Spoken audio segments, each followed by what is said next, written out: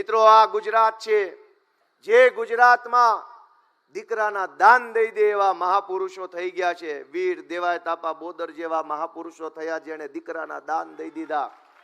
અને એક બાજુ દીકરાના દાન દઈ દેવા મહાપુરુષો આ ધરતી પર પેદા થયા, અને બીજી બાજુ આપણા દીકરાઓ સરકારી પરીક્ષાની ભરતીમાં પેપર આપવા જાય, પેપર લીક થઈ જાય ને આપણા દીકરા શાળાના દરવાજેથી રોતા આંસુડે પાછા આવે. આ કેવું ગુજરાત ભાજપે બનાવ્યું છે એ વિચારવાનું ગુજરાતની જનતાએ છે.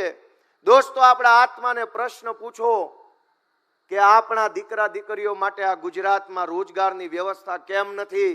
પેપરો કેમ ફૂટી જાય છે?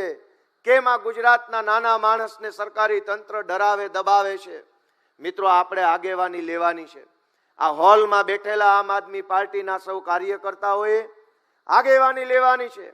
આપણે સૌએ નેતૃત્વ કરવાનું છે. ગુજરાત જે બદલાવ ઝંખે છે, વર્ષોથી ગુજરાત જે બદલાવની રાહ જોઈ રહ્યું છે, એ બદલાવ લાવવા માટે આપણે અહીંયાથી સંકલ્પ લઈને આ હોલની બહાર નીકળવાનું છે. દોસ્તો, આપણા ઉપર બહુ મોટી જવાબદારી છે.